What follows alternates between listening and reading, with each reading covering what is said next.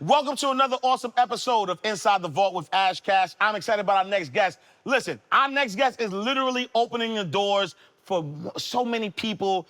Denise Williams is one of the youngest real estate brokerage owners in the United States, and she has the largest black woman-owned, matter of fact, largest woman-owned real estate brokerage in Atlanta, and she's doing so much stuff. I'm so excited to have this conversation. Miss Denise, Ash, how we doing? I'm doing fantastic. Ah, I love it, I love it, I love it. All right, so listen, this is what we're gonna do, right? So normally, you know, we read bios, we have all, you know, we know who you are, but for the people who never heard of Denise Williams, they don't know who Denise Williams is. Who is? Under a rock. Right? What? Who is this? You want the long version or the short version? Give me what feels right. Yeah, so I'm Denise Williams. Wow, so let's take it back to childhood. Yeah. You know, was raised in what I like to call the exotic island of Hinesville, Georgia. So very small town. Lived there, you know, grew up there from child on to 18 years old. Came from a small background. I have six of us children. The fourth oldest of six. After living in Hinesville, obviously when you come from a small town, it's really hard to think big. It's hard to see big, you know, especially when you don't have examples of people showing you what to do. So for me, I've always been ambitious, always wanted to have more, so decided to go to Valdosta State University. Parents wanted me to go to Savannah State to try to keep me close, but I was like, that's too close. I can pop up, you know, y'all don't need you popping up on me. But went to Valdosta State, might have needed a little bit of parental supervision because I ended up getting pregnant while I was attending Valdosta State my sophomore year. So after all of that happened, I won't necessarily dig all into that, but became a mom at 21. You know, while other people at 21 were in the clubs, I was in the bed. You know, so graduated from Valdosta State, still got my degree, so I'm really proud of that. Decided to relocate to Atlanta. Obviously didn't want to go back to Hinesville, so moved to Atlanta, ended up working for a job that was just horrible. Not necessarily because it's corporate. You know, everybody likes to say, oh, I don't want a boss. I don't want to work for anybody, et cetera, et cetera. Well, that wasn't necessarily the only reason. For me, it was working in an occupation that was not helping people. I've always had a big heart, always wanted to give back. And so it was really, really holding me back. So when I realized, like, I'm really working very hard for a company that was really hurting our community. It was a Title Pond company. So in that, I was like, you know what? I need something more. I got to do something better. I need something with flexibility. I need something with more money, et cetera, et cetera. Because of where I've come from, you know, taking it back to childhood, I actually slept in a bunk bed until I was 18 years old. So in that experience, I always realized, like, no, one day I'm going to have a house that's so big, nobody's going to even know I'm home. Because, you know, when you're dealing with lack of privacy, it's just a different feeling. You want to be able to have space. So it brought me back after going through that experience with Title Max. I decided to get into real estate. So you go on doing research online, what millionaire or billionaire do you know that doesn't own real estate, right? And I'm like, okay, I'm on to something here. It's an amazing industry, unlimited income potential, and there's no dress code. You know, they got me with that. Right. Like, no dress code, I could be fly, and I could. So, and it definitely was just a great personality fit, you know, and I was helping people. So decided to get my real estate license in 2012. I guess I'll get into the real estate side of things. So got my real estate license, ended up working for one of the largest firms here in the world, KW. Worked as an agent services coordinator, as an employee, as well as worked as an agent. So what was really cool about that experience is that I got to see it built from the inside out. So I'm seeing how they're recruiting, how they're marketing, what their numbers are like. And that's what really inspired me to become a broker. Because what I realized was, okay, Gary Keller owns this business, right? However, he's nowhere to be found. Yet there's checks coming in every single day, and I know that he's getting a piece of it. So for me, I was like, ding, ding, ding, that's leverage. Like, I'm on the... Wait, let me stop you real quick, right? So, agent, right? Because a lot of people know what an agent is, and you said, you know, give me real quick the difference between an agent and a broker so people can understand. Absolutely. So a real estate agent is essentially a person who works under a broker's license. Okay. So you have to associate your license with a broker in order to practice real estate.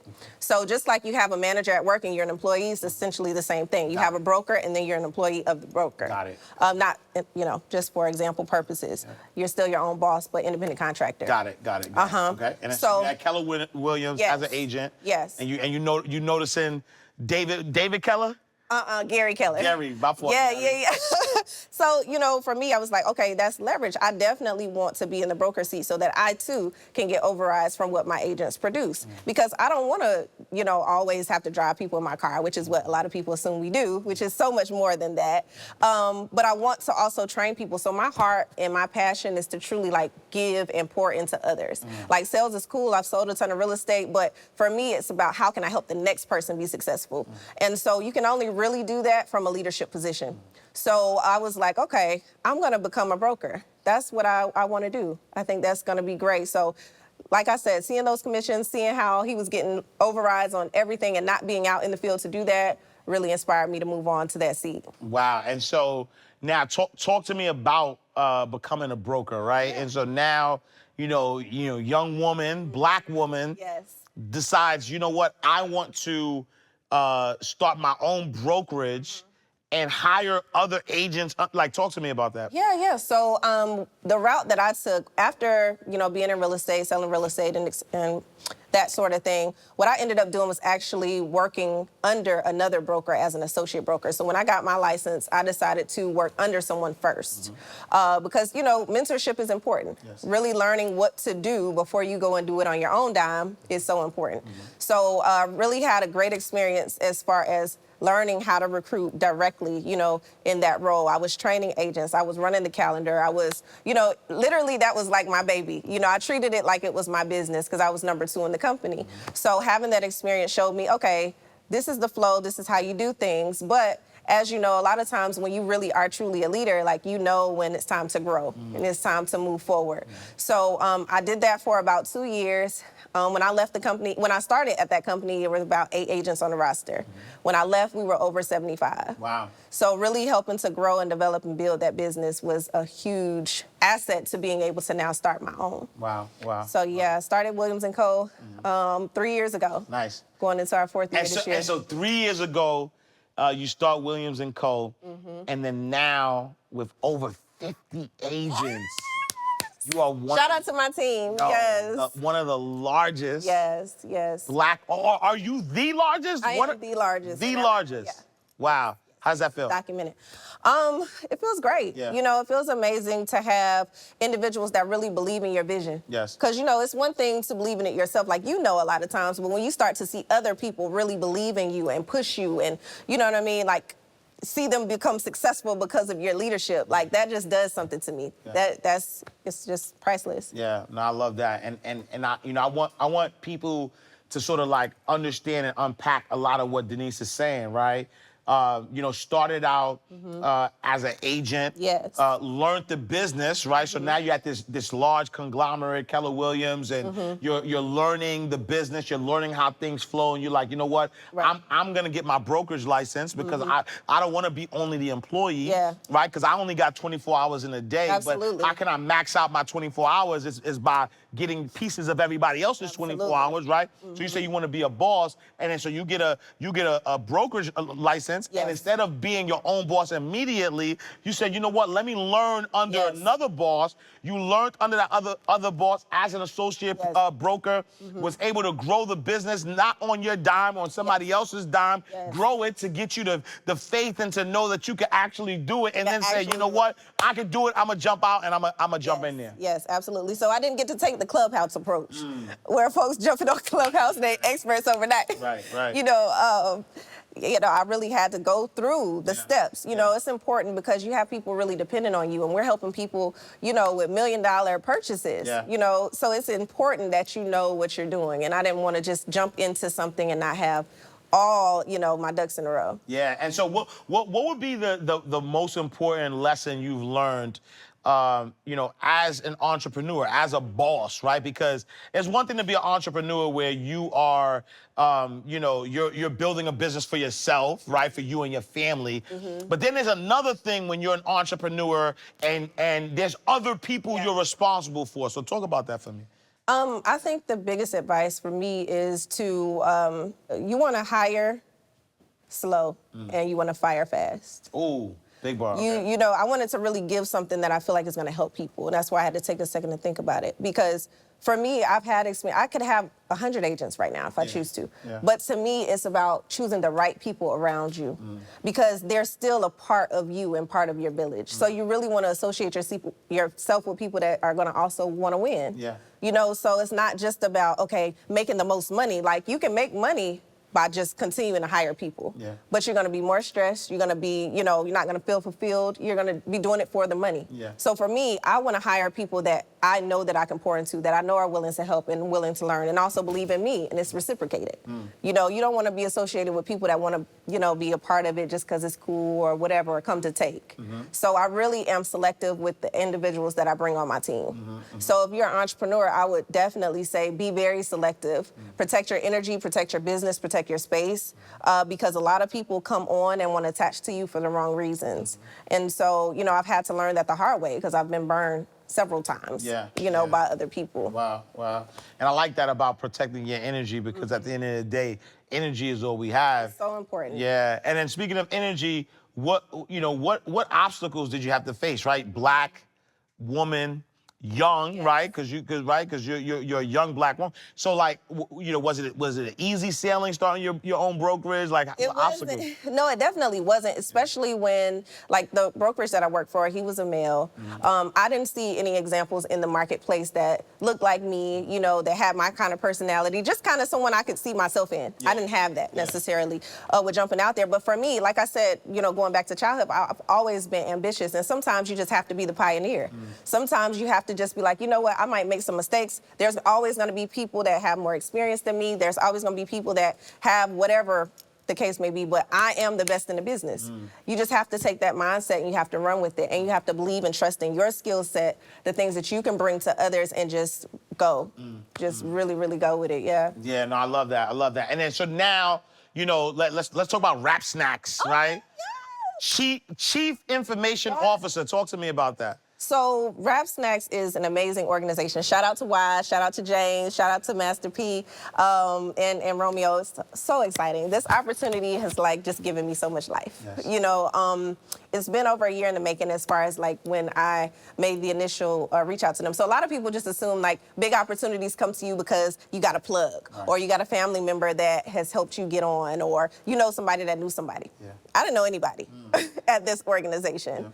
However, I knew myself, and I know that I'm valuable with whatever it is that I touch. So if I touch it, it's gonna go. Talk that talk, man. There we go. Talk that talk. For me, I was like, you know, with Williams & Co., like I mentioned before, I'm a giver. So in my organization, my agents have the option to donate to an organization of choice at closing. So when I did research, I've been following the organization for a while. I always thought they were dope, thought their concept was super cool, loved what the leadership was posting about and how they're for the culture, et cetera, et cetera. And so I would see the chip bags and I'm like, well, why do they only have rappers on there? Why can't they have entrepreneurs? They have a special edition, you know what I mean? It can be discounted, whatever. I'm like, I want to be on the chip bag. And so that was my initial, you know, attempt to be a part of the organization. Well, that fell flat. Because it's like, girl, you need more social proof. What are you doing? Like, we don't know who you are. So, you know, I gave it some more time. I'm like, I need to come up with another strategy because I want to work with this organization. So I was like, okay, let me do some more research. They have a foundation. I'm like, okay, let's go at it that way with regard to the foundation. And so reached out to the organizations for, organizers for the foundation. Ended up, you know, getting past here, past there, till I finally found the right person. Ended up connecting with that individual in a major way. I feel like I've known him like forever. Call him my BFF now. Super cool. And really just believed in me, believed in my passion. He shared some of the things that they were working on with me. And so in that conversation, he didn't know that I was taking notes. So I asked him, could I have a follow-up call? So when I had a follow-up call, he had no idea that I'd actually created an outline for an idea that he had. And so that's what you mean by value. It's like you can't go to something wanting to just get. It's like go at something with the openness to give, do the work, and then put your hand out. Like don't come with your hand out initially without showing any value. Blown away. You know, ended up recording the meeting and all this stuff for him so he could pass it back to his team. And he was just really, really, you know, excited about it. So we had a couple more meetings since then, flew out to Miami, met the team, you know, and excited and brought me on. So, you know, don't be scared to go after something that you don't have a clue about. You don't know anybody there. You don't know if they'll know you. Just go after something that you can really believe in and push. Like, I believe in Rap Snacks. Like, I tell them all the time, I'm like, there's no reason this shouldn't be the biggest brand in the world. Wow. Because it's so dope. Yeah. So don't try to do stuff for the clout. Don't do it because, oh, it's celebrities and social. No, do it because it's something you can really get behind. Right. Because that's what's going to shine through at the end of the day. Right. And they believe in me so much so that they've given me full creative control to create a real estate curriculum for individuals who are looking to purchase their first investment property or their first home. So that's major, you know what I mean? And that'll be launching soon, so I'm really excited about that. Nice. Hey, peace and blessings, family. It's Ash Cash. If you're an entrepreneur, coach, or service provider, nothing can boost your business and credibility like the instant authority of being a published author. I am a former 15-year banking executive, and it wasn't until I wrote my first book that I started to see a boost in my business.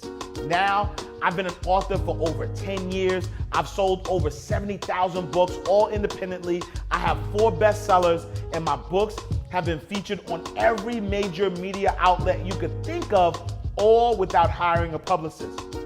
I've coached hundreds of self-published authors on how to write, market, and sell their books the right way. And I have many authors that I've helped become bestsellers and even helped some make 5 figures before they even launched their book. I've been getting a lot of requests lately for book coaching since I revealed that one of my clients, Julian Gordon, made $111,000 in 2 months pre-launch on his new book. So I created this new program that is breaking down everything that you need to write, publish your book in 90 days or less, and also all the secrets on how to sell massive books as a self-published author.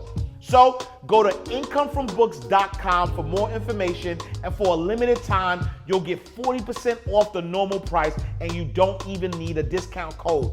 I promise you, it's a worthwhile investment. You have a story that the world needs to hear, so let me help you build your impact and your income. Good people need to do good. So let me help you. I'll see you on the other side. Incomefrombooks.com. And so talk to me about some of the things that they're doing, right? Because I'll follow the company and, apps and things of that nature. Financial literacy is part of that. Talk a little bit about that for me. Yeah, so like I said, the investment course is coming out. They also have the Stock Boss Up app, which is a free app. So everybody go download this app. It'll teach you how to invest in stock markets. It's really cool. They have games on there. You can see who's like winning and all that stuff. Really great app.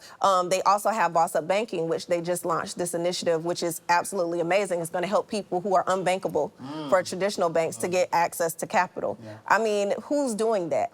I was just able to be a moderator at the Boss Up Summit that we had last month, where I interviewed Romeo and P and Wall Street Trapper. Shout out to Trap, Big Trap, and Kevin Wall Streeter, who's also doing amazing things in the stock on the stock arm of things. So yeah, they're doing so many things, from farming. They have studios for children. I can't even get into all the things they're doing for the youth program.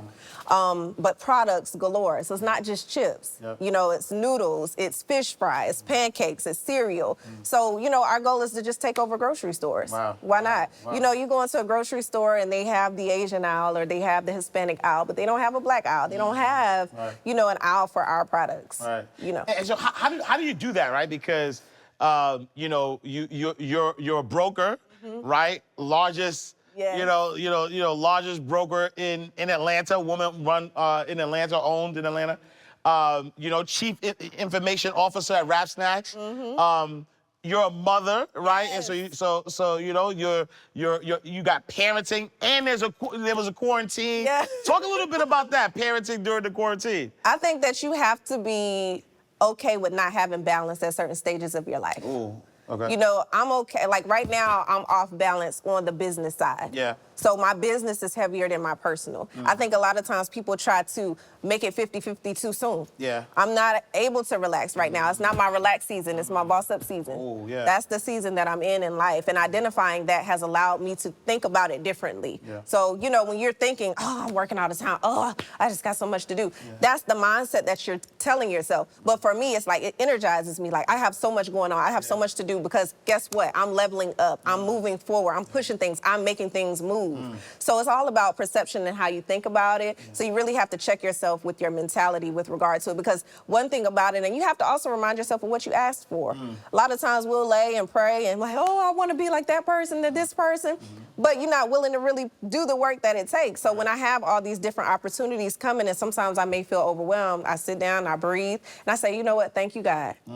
Because you've given me these opportunities. You've chosen me for these opportunities, and it's selfish of me if I don't share my gifts with the world. I love that. And then so now you have all of these things. How did the, you know, how did you parent? Like how did you, you know, like, so you're quarantined, you have your child, you have, you know, these businesses you work on. Like how did that dynamic shift for you? It really takes a lot of organization and also hiring. So hiring the right people. So I have an assistant, I have a compliance coordinator, I have an associate broker who is absolutely amazing that helps me manage my team. I also have a leadership team within my agents who are help with the newer agents that come on as mentors. So I've built in layers to me on the brokerage side. So that has already freed me up. As a matter of fact, I'm retiring this year. Oh. Yeah. Yeah, so Retiring. Hold on.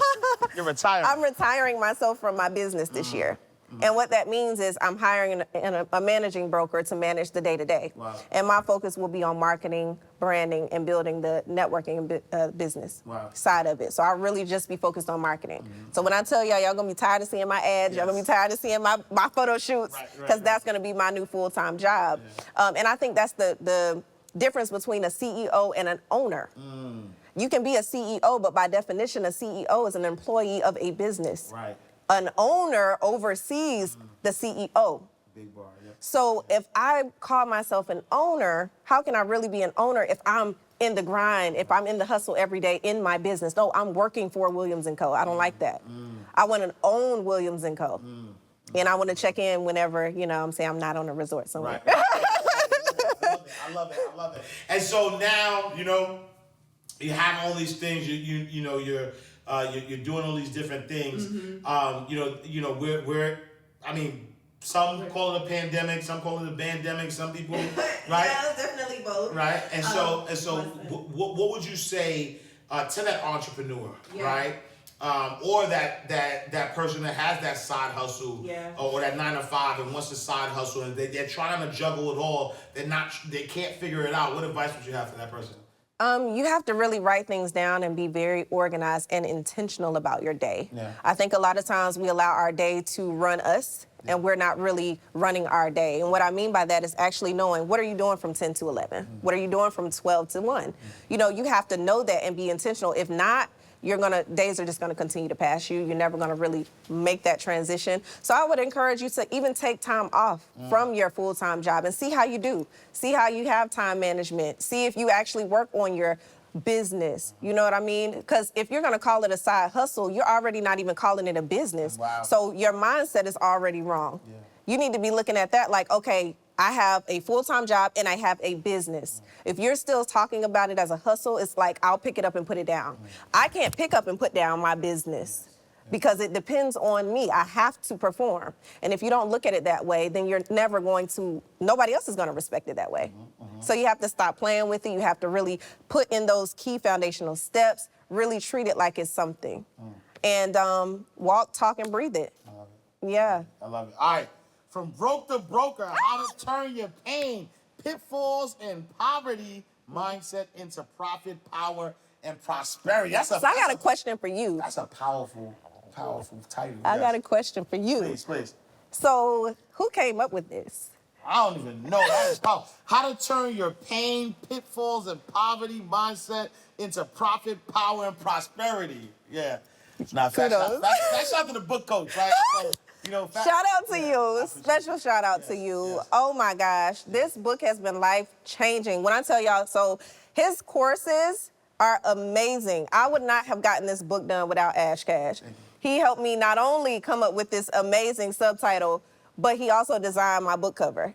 So, you know, he's been so humble. He is not even, look, Denise, I did that. He's never made me feel that way. He did all that in the background. Like, I'm so, so happy. Like, I love it. I'm in love with it. And everyone that sees it is just, like, blown away. Thank you. Blown away. So you really took my vision and just blew it up. Nah, I appreciate you. Yes. Let's talk about that, right? From broke to broker. Talk to us about that, because, you know, we're inside the vault, right? And in the vault, is the place where people keep their most valuable assets, right? And so for us, metaphorically, and I mean quite literally, we want to get inside the vault. And so when you talk about, you know, having a poverty mindset and being able to make it profitable, right? You know, talk to us about that broke mindset and what was the process of making it profitable? Yeah, I mean, going through the struggle, like I was explaining from childhood, is like, do you want that to always be your life? You have to make that decision. Like, yes, a lot of us have similar stories with regard to humble beginnings, but it's like, at what point are you going to make the decision? You can't blame your parents. You can't blame your surroundings necessarily. Yes, it makes it harder, for sure.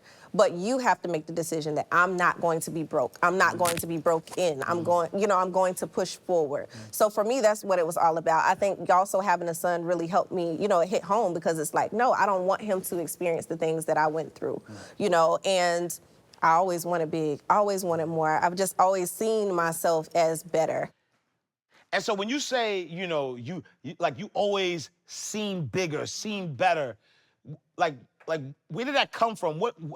How did you vision? Especially when people come from perspectives or come from a place of lack. A lot of people are hopeless. A lot of people just see that lack and never go outside of that lack. But what made you want better? Honestly, I feel like sometimes you're just born with the juice. Ooh. Like, sometimes it's not always about, like, what was the steps that got you here. Sometimes it's innately in you. And I just feel like success has just been in me. So even as a child, like, I've always been that child that's gotten all the awards, you know, for the award ceremony. I've always been a cheerleading captain. I wasn't just a cheerleader. I had to be the captain. I wasn't just on the track team. I had to be the captain. You know, it's just something, you know, if I was going to get a diploma or a degree, I always had to be summa cum laude, you know, so it was always something that I've always strived to do. That's just how I've always been. And so, you know, my friends, even growing up, used to always just call me extra. Like, you always over the top. Like, you can't just have a birthday party. You got to get a car. So I got a car, Sweet 16, before, you know what I'm saying? But it was a putt-putt. But anyway, you know, I ain't gonna cap on your show now. I ain't gonna cap on your show. But, you know, different things. So I just feel like it's been in me to do it. And I also have visions. So it's not something that I really openly talk about often. But I do see things. Like, I see things that are going to happen. Like, I know that, I'm not even going to say that on camera, but I know I'm a millionaire, like, in a split second. You know what I mean? Like, obviously built a 7-figure business, but I want cash, money, you know what I'm saying? And that's happening this year. So for me, it's just about how much do you believe in yourself? How hard are you going to work to get to where you want to go? And, like, just go after it. You can't be afraid to fail. One of the questions I ask myself is, like, what's the worst that can happen? It's a simple question, but when you think about it, okay, do I want to have this business opportunity? If it fails, what's the worst that can happen? How much money did I lose by trying it? You know, how much time did I lose by investing, you know, by doing that? So if I feel like it's worth it, I'm going to go after it. I'm going to try it. I'm going to do it and see what happens and see where it can go. I mean, like I said, the first attempt at Rap Snacks, it fell on nothing. But I'm going to try again. Like, so you have, if it's worth it, you're going to keep pushing towards it. No, I love that. I love that. And then so, you know, this journey of being, you know, the youngest, the largest brokerage owner in Atlanta, largest in Atlanta, youngest in the country. You know, did you do it by yourself? Did you have mentorship? And if you did or didn't, what's your thoughts on mentorship? How important is it? So I think the associate broker role would be the closest thing that I had to mentorship, but it wasn't like I had someone to say, this is the step 1, this is step 2, this is step 3. Like, a lot of things were trial and error. Actually, a lot of things that I learned, I had to unlearn in order to do them, you know, the by the book kind of way. And that's another thing, like you have to choose what kind of business owner you want to be. So even when people seek mentorship, yeah, you should seek mentorship, but you still can't, they're not going to be able to dictate every step of your journey. Yeah. Like your journey is going to be your journey. It's unique to you. So you have to be okay with that. Learn what you can, but also just try things. Just step out and do it. So that's what's gotten me to where I am. Yeah. Definitely, yes, had to hire people to help me, had to have a village to encourage me, because there are certain times where I'm just like, what am I doing? Right. Why am I doing this? I don't have to, I can be bad all by myself. Yeah. Why do I have to have all these people? You know what I mean? You have all these conversations with yourself. So it is great to have good people around you to be able to push you and encourage you and continue to motivate you to keep going to that next level. Hey, it's Ash Cash. Are you new to entrepreneurship and struggling with having to figure out everything by yourself? I want to tell you about the #1 entrepreneurship community in the country. Sometimes just being in the right environment can make all of the difference in the world for your mindset, your work ethic, and your results. This entrepreneurship community is called the Morning Meetup, and it's led by my guy, David Shands, who is an amazing entrepreneur. So, the Morning Meetup is a group of entrepreneurs who meet every single morning to make sure that they're getting 3 things right: information, activity, and environment. There are so many brilliant and ambitious people who simply need access to the right information to really start moving forward in the right direction. Every single morning at 8 a.m. Eastern, Dave, along with other successful business owners from all different backgrounds, meet with new entrepreneurs to shed light on things like investing, content creation, monetizing, automation, mindset, business strategy, and so much more. To stay sharp and grow as a group, they select a book, then read a chapter each day, briefly discuss their takeaways from that chapter as a part of the daily meetup. The best part is that this community is really big on not solely just getting the right information, but making sure that everyone in the group is doing the right activities to stay on track towards their goal. Dave has done a tremendous job of creating and fostering a truly unique environment for entrepreneurs to receive high-level mentorship and accountability. To get a week access pass for just $1, head over to themorningmeetup.com/vault. You'll be able to join the community and get access to daily coaching, participate in the morning question and answer sessions to get all of your questions answered, and meet hundreds of driven entrepreneurs. So go ahead, go to themorningmeetup.com/vault. It's only $1 to start, and I promise you, you will see value immediately. All right, tell them Ash Cash sent you.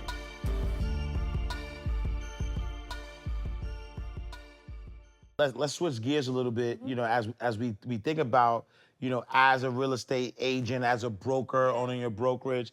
There's somebody watching right now that, you know, you're thinking about home ownership, but doesn't believe that they can do it or doesn't know if they can do it. You know, there are people who are saying, well, why be in a rush to own, right? You can rent. What's your thoughts about home ownership? Is it something that everybody should do, or is it something that you can make the decision? It's not for everybody. What's your thoughts? I mean, I definitely think that it's your decision. It's something that you know, a lot of people take pride in it. A lot of people feel like they have to do it. I don't think it's a have to do. I think that it's definitely something that you would need to want to do. But if you're having doubts about where you are, if it can happen for you, I'm definitely open to having that conversation. My team is always ready and willing to help with that. But there are programs out there to help people at different steps in their journey. So if you need down payment assistance, or if you're someone who's an entrepreneur, like I have a product to put you in the bucket that you need to be in order to accomplish that goal. So if it is a goal for you, then yes, definitely it's an amazing investment to be able to do that. Go after it. Have conversations, ask questions. Don't feel like, you know, any question is a dumb question, because you just need to put a plan in place. I think a lot of people have that anxiousness, they have that anxiety by, you know, they don't know if they make enough, or, you know, oh, my credit score is X. Ask the questions. Reach out to a professional. Like, there's no judgment zone. You know, be willing to learn, and then guess what? Even if that conversation is this year and you can't buy it until next year, you know the exact steps that you need to take to get there. And I think that's the biggest step that people miss, is like just asking the questions. Prepare yourself, because I tell people all the time, I'm gonna need a check in 2021, in 2022, 2023. So whenever you're ready, I'm ready. Right. No matter to me if it's now or if it's later. Yeah. You know, so let's put a plan together and get you into that if that's your goal. I think, what are the first steps, right? First time home buyer, wants to buy a home, doesn't know where to start. What's the first step for them? So the first step, I would say, is to call Williams & Co., of course, obviously plug. The second step is also talking to a lender. Like, you really want to get information about your finances, and agents can help you with that. Like, we can refer you to a lender to get conversations about, you know, your credit score, their programs, and where you fall, what your debt-to-income ratio is, and things of that nature. So speaking with a lender, they're going to be able to give you that yes or no. So that's the first step. After that, then agents can show you property based on the approval amount that you're approved for. So there's 5 things that you need to know about the home buying process as far as out-of-pocket expenses, because most people want to know how much it's going to cost me and how long is it going to take me. So how much it's going to cost you is based on these 5 things. One is going to be your earnest money, which is 1% of the purchase price, and that's consideration for the loan. So you're essentially saying, hey, I'm serious about purchasing your home. I'm going to put this deposit down, and I'll come back and pay the rest at closing. So that's 1%. And then you also have the cost for your inspection, which, you know, it starts around $350, but it goes up based on the size of your home. And then you have your appraisal, which is going to make sure that you're not paying more for the home than it's actually worth. That runs about $500, and it goes up based on the size of your home. And then you also have your down payment. So again, if you're VA, there's no down payment. Obviously, if you're USDA, there's no down payment. I also have 0% down payments for other professionals, like in the medical industry and things of that nature. And then also, if you do have to pay a down payment, it's going to range between 3 to 5% down. And then finally, you have your closing costs, which also range between 3 to 5%. So right now in our market, especially if you're looking in Atlanta, definitely want to be prepared to pay your own closing costs, because that is a cost that sellers can pay on your behalf, but we're not seeing a lot of that in the market right now. So if you are ready or you're on the fence, like, just write those notes down, pause it, replay the video, so that you can kind of calculate out what you're looking at to start the process. But, you know, have the conversation, and we can definitely help you through it. Yeah, no, I love that. And so what are the considerations, though, for somebody who is looking for that higher ticket, right? Because I was on your Instagram, right? And I see some things that the family's gonna want to get into, right? You know, I was talking to our executive producer, and he like, yo, it's time to switch that zip code, right? It's time to get that gated. 326 look. Yeah, you know what I'm saying? Yes. And so what are those considerations when you're looking at sort of like those higher priced places? Yes, your jumbo loans on the traditional side. But the clients that I work with that I really enjoy, as far as what I'm really making my niche, is entrepreneurs. Yes. Because there are so many Black businesses, not even just Black, but just business owners in Atlanta. It's just crazy. So I do have access to a loan product that's an entrepreneur loan. And essentially, it's 10% down based on your credit score. So it starts at 660. You know, obviously, the higher the credit, the better the down payment. So the down payment's between 10 to 15% down.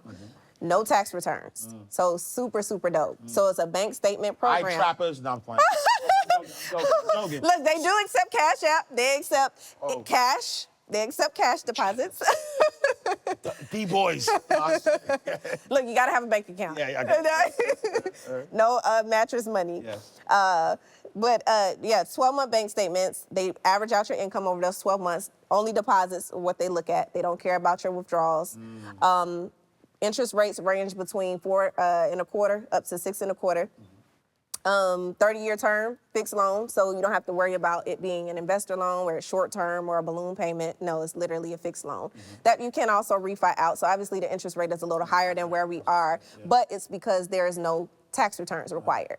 So if you're an entrepreneur and you're looking for a loan, like, this is the best loan that I've seen right now. As long as you own your business for 2 years or more, and you own at least 51% of it, then great. And you're going to use the bank statements for either personal or business. So whether you get more money in your business name, you want to use your business bank accounts. If it's more in your personal, you want to use your personal accounts. So yeah, that's another conversation we can have. Yeah, no, I love that. I love that. And you know, have you seen an increase in home ownership amongst our community? Yes. Yeah, because I think that when we think about the wealth gap, a lot of times people talk about the wealth gap being so wide because of lack of ownership. But what's the temperature? I mean, you know, across the nation, it's hard to tell, but in Atlanta, because it's so much Black power, we were kind of in this, in this joint. For us, it might be skewed because that's what we see, that's who we interact with, that's majority of our clientele, you know, that's just how it is here. But absolutely a huge, I mean, 2020 was like the best year ever for my business. Wow, wow. So during a pandemic, Yes. you had the So that was best like, it was year the Pan-Dash band. the pandemic. And what do you think is attributing to that? The low interest rates, for sure. Yeah. Definitely. So interest rates went crazy low during that time because no one knew what was really going to happen or what was going on. So every lender across the board has been crazy busy. Yeah. You know, you can't even get an appraisal done right now in less than 2 weeks because there's so much going on in our housing market. But also there's pros and cons to everything. Yes, there are a lot of homeowners entering the market, but the cons are if you're a homeowner who, you know, doesn't have the best credit or you can't pay your own closing costs, like you're gonna miss out on the deals because a lot of these homes are going into multiple offer situations. And you as a seller, if you put your seller hat on, it's like, are you gonna pick the person that needs you to pay their closing costs? Or are you gonna pick the person who has their own money?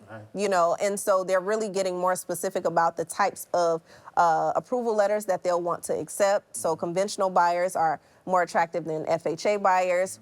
You know, that's always been the case, but now it's even more important, you know, to be a conventional borrower if you can. But, you know, cash is always king. So another thing that we're really fighting with is the cash buyers that have entered the market. Because social media has Atlanta so popping, investors are coming here like crazy. People are relocating here like crazy. So that's bringing hedge funds. So you have these billion-dollar hedge funds coming up and buying all this inventory in Atlanta. So I really know our rental prices are going to skyrocket. Wow. It's already started, you know, because they're purchasing a lot of homes. What's new actually too, what's going on is like hedge funds are buying lands and building new construction and only leasing them. Wow.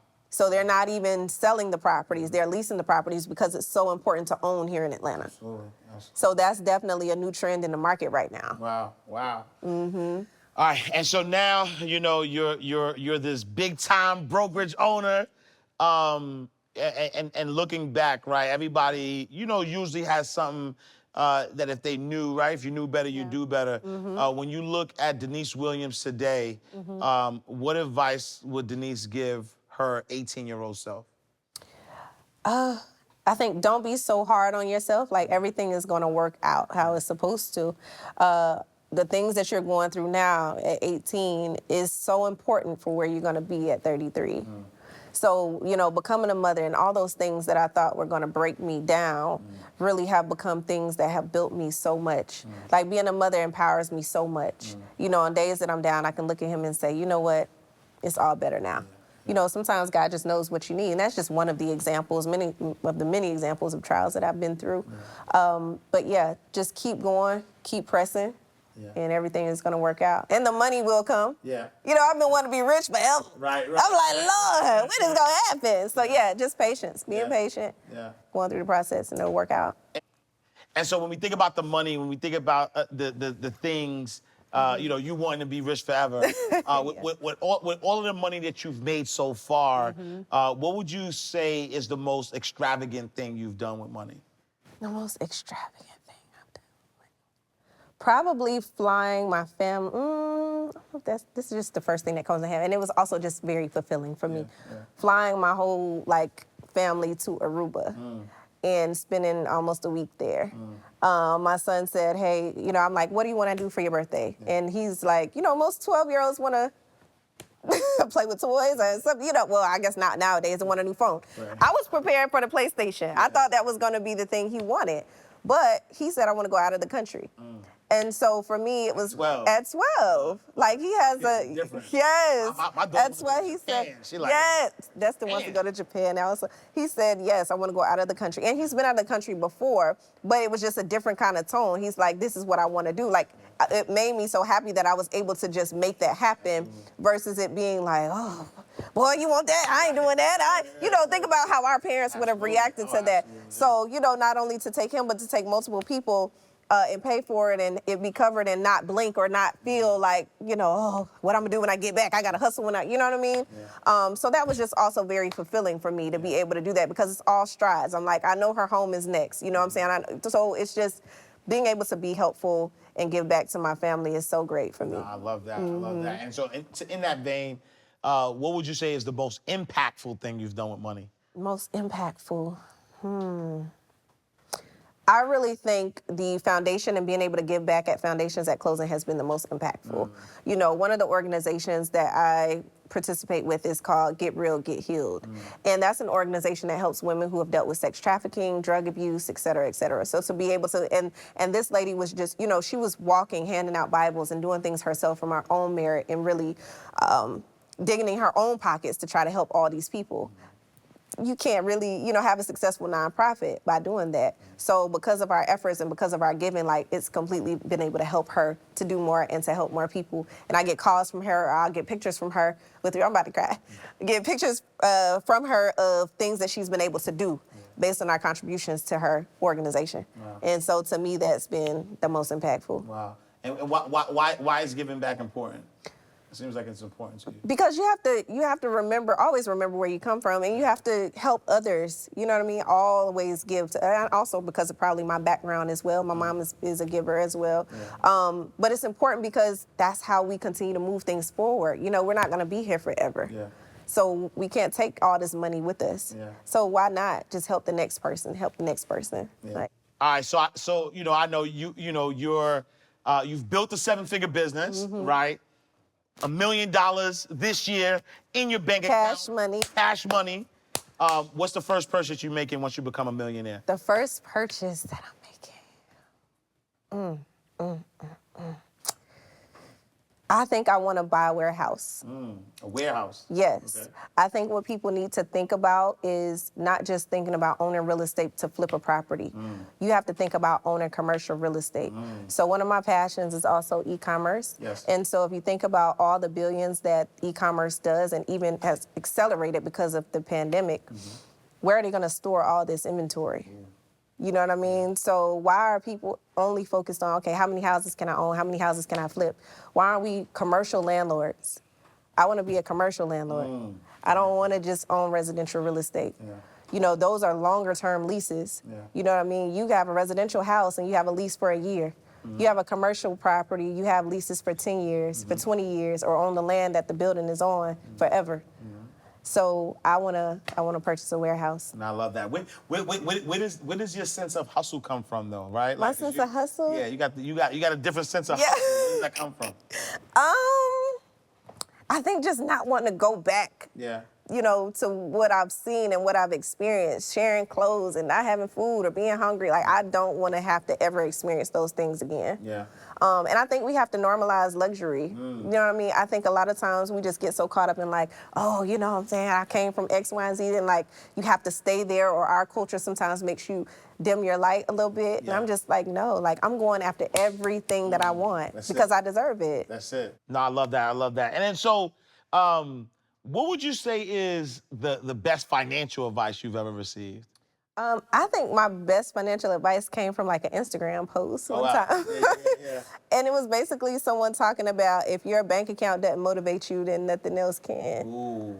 Yeah. And I'm like, ooh. Yeah. Well, Right, you know, so if your bank account, if you look at your bank account and you're not motivated to do more, then what is talking to you gonna do? Ooh. What is hiring a coach gonna do for you? Ooh. You want somebody to be your cheerleader? If your bank account ain't making you get up off your behind, then what else will? Wow.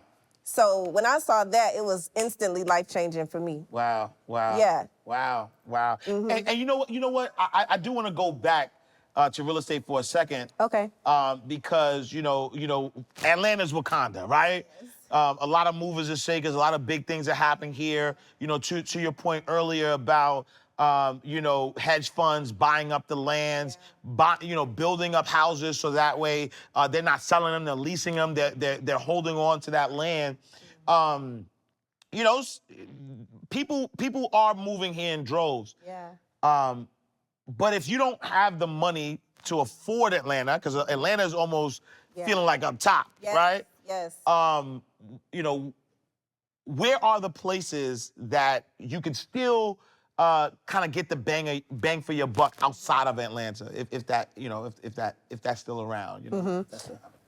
I think that's a great question, and it's helpful to have this conversation because it's been so long that, oh, I can move to Atlanta and buy a mansion for $200,000. So I'm happy that now people are realizing and understanding that it's no longer what it used to be a few years ago.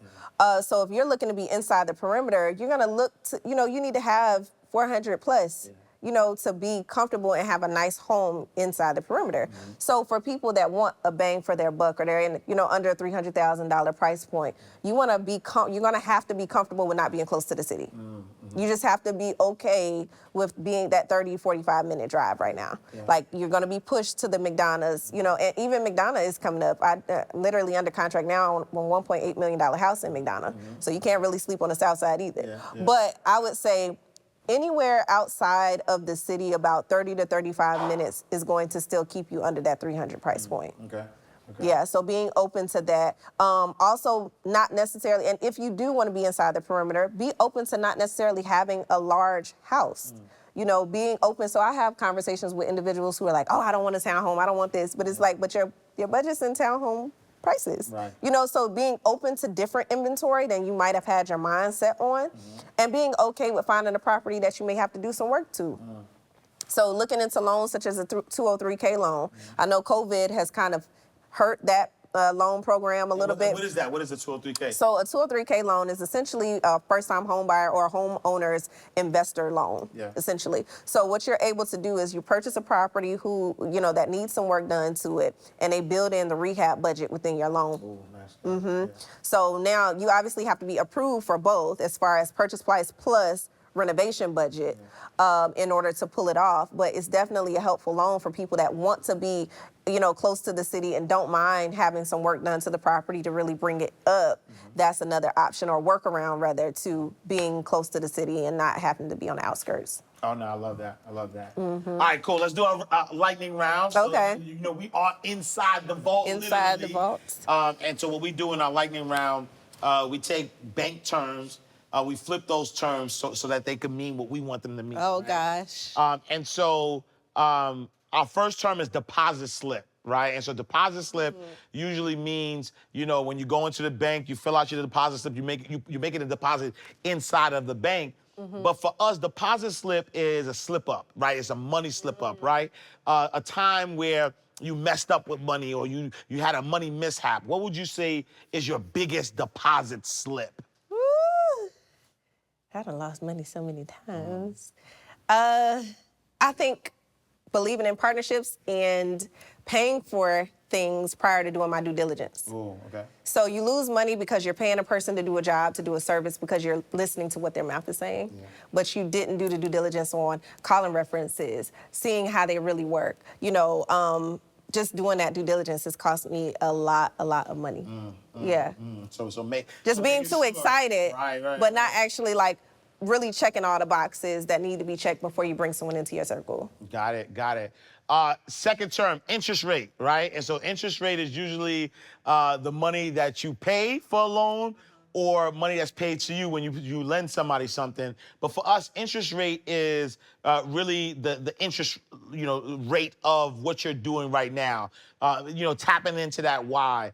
What is your interest rate currently with what you're doing? My interest. So what am I most interested in and motivated by right now? Or tapping into your why. Like why are you doing what you're doing right now? I think on a very simple level, the DMs and the text messages that I get constantly of how much I inspire people. It's one thing when you're just out here moving and shaking, but it's another thing when people recognize it and they hit you up and they constantly just remind you of you're so awesome, you're amazing, you inspire me to do this. I literally just got a message today where she was like, I gave up on real estate 10 years ago, and just from watching your page, I'm going to get my real estate license. Nice. So impact has been what continuously is my why and makes me continue to go forward. Nice, I love that. And then last but not least, a charge off, right? And so a charge off is obviously there's not enough money in the bank. Yes. We know you don't got that problem, right? But what mindset or people did you have to charge off during your journey? I'll say one of my favorite quotes is helpful for this, and it goes back to the deposit slip, but it's you can't deposit excuses. So when you let go of your excuses, then everything else in your life can continue to work out. I don't care if you had a bad day and you hit a pothole on the way to a meeting, like it's all about mindset and how you interpret things. Like you never know if hitting that pothole just saved you from a car wreck that could have caused you to lose your life. So it's like just really cutting off negative thoughts, cutting off negative attitudes. I think a lot of times we put emphasis on like who we need to cut off as people versus the mindset that we need to cut off within ourselves. So all the self-doubt, all those things. So I had to cut my own negative thinking off and really pursue my dreams and really say, you know what, no, I'm going to get it. I deserve it, and I'm going to win. Ooh, love that, love that. I love that, I love that. So let's, you know, there's a lot of money myths out there, right? Money doesn't grow on trees. Take money to make money. Dispel one money myth for me. Dispel something that you hear often about money that's just not true. I don't want to be rich. I don't think that it's that people don't want to be rich. I think that it's just self-doubt stopping them because they don't see themselves as bigger. Because why wouldn't you want to be wealthy? Right. Why wouldn't you want everything that this world can offer you? Why? Why wouldn't you want access? Even if you're saying, I don't, because a lot of people try to associate being rich with negativity as far as, oh, I don't have to have material things. I'm happy. I'm fine with that. Well, if you don't like material things, you like something. Even if it's land, even if it's like growing plants, it's whatever. You can invest in those things when you have money. So I think that people limit themselves or sit in comfort by not going after it because it's a comfortable place to be versus going hard. Wow, I love it, I love it. Well, Denise Williams, you know, from broke to broker, largest Black woman-owned brokerage in Atlanta, youngest brokerage owner in the United States. If somebody wanted to connect with you, or what's next for Denise Williams? What's next? I know you're retiring, right? Yes. So we just moved to a new office location, which I'm really excited about. I'm in build-out phase right now. So our new office will have, it's over twice the size of my previous office in Buckhead. So we're moving to the West End. In this office, I'm gonna have, it's loft style. You definitely gotta come to my grand opening, you already know. But it's so dope. It's gonna have, it's like open concept. It has its own kitchen. So that's really cool. We're gonna be able to have the chef experience. So when you close with us, you'll be able to have a chef's dinner. It has its own restroom, which is also / a dressing room because we have a dope marketing studio. So we have an in-house marketing studio at our new headquarters. So you can shoot your podcast. Look, we can't bring this, but if you ever need a backup space, definitely come over to our headquarters. And then also, I guess another spoiler alert, Williams & Co. will be expanding and opening a second office. So I won't drop the location yet, but we are opening a second office this year. Oh, dope. Congrats. Thank you And so so if people much. wanted to connect with you, where can they find you? On all social media platforms at Denise the Broker. You can also go to my website, denisethebroker.com, or IamDeniseWilliams.com. And yeah, reach out to me that way. Shoot me an email at denise@williamsandcorealty.com as well. All right, y'all. There you have it. Denise the Broker, Denise Williams. I appreciate y'all. Nuggets on nuggets on nuggets. Make sure you tap in, you tune in, you learn everything you have to learn about being, first of all, ownership, being your own boss, you know, understanding the ownership process of buying your properties. But listen, I appreciate y'all. Thank y'all for tapping in. We are closing the vault, Inside the Vault with Ash Cash. I'm going to see y'all next time for another powerful episode. Same time, same place, in God's will. Peace.